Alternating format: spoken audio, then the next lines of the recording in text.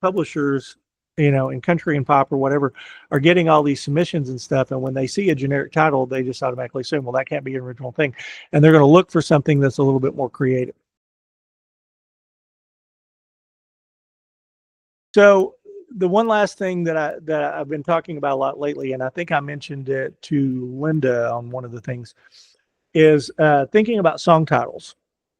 So I think that song titles are becoming more and more important in this day and age than they were before. As particularly trying to come up with creative song titles. Now I've heard some particularly in the country field, what I've heard is like people talking about going to like singer-songwriter nights and stuff like that.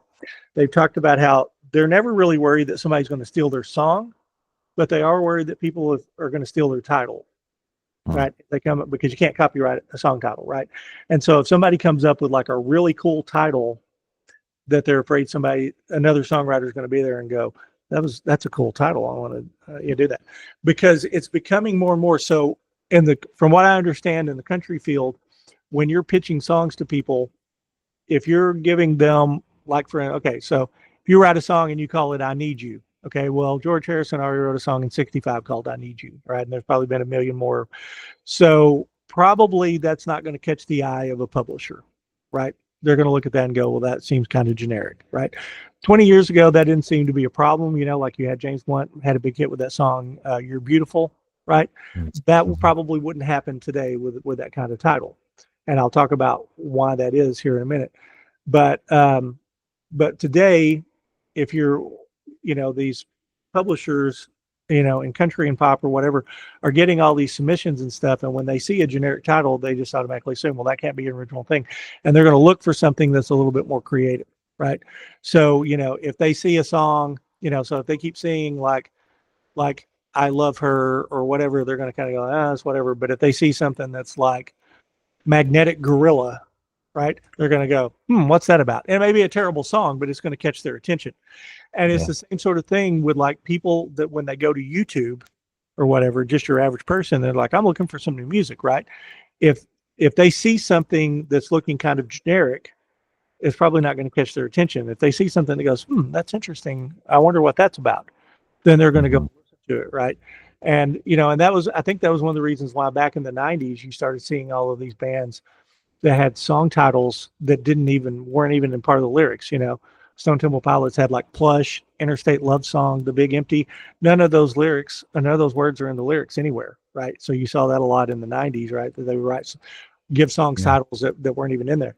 But like I said, with when James Blunt did "You're Beautiful" and it was a huge hit, that was back when you had the radio stations and VH1 and whatever pushing whatever the new song was. Well, now because of Spotify algorithms and YouTube and everything else, that has completely changed, right? And it's more difficult. And I had this experience.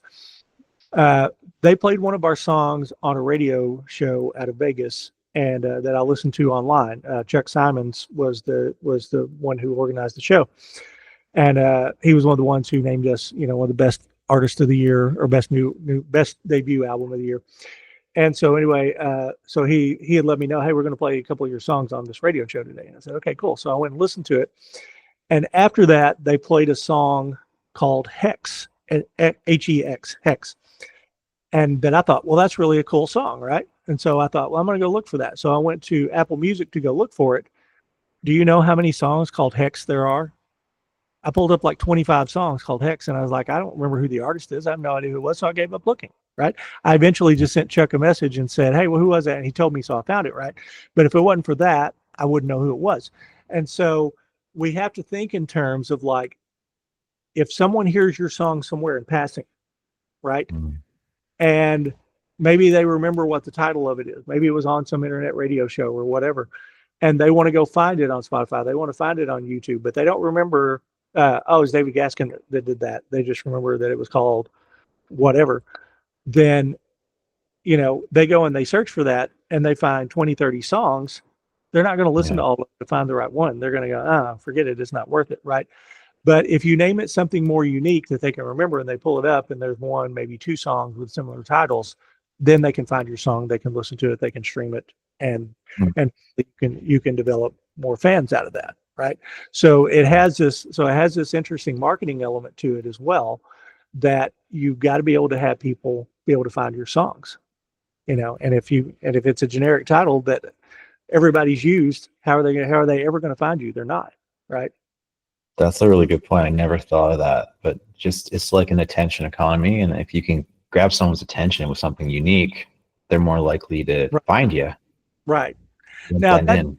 exactly. Now that doesn't necessarily mean, and I want to back up and say this, that doesn't necessarily mean, like I said, don't name your song "I Need You," because George Harrison already did that, right? But that doesn't necessarily mean that you can't use the line "I need you" in the song, right? Mm-hmm. You can still absolutely, if that really fits in your lyrics. Sometimes it's just a matter of looking at your lyrics and going, that line is a better lyric, or is a better title, right? That might be, maybe if I call it that, that's going to get, because sometimes you maybe have a more interesting one. Now, of course, we do want the title to be the focal point, right? But we still can kind of look at our lyrics and, as maybe there's something in here that we can point as the title that's going to, without completely. But like you said, sometimes the song title, it doesn't even appear in the lyrics, like plush, or and it's just, what does that even mean? And it's just maybe a cool word, and I just thought, let's put it on it. Exactly.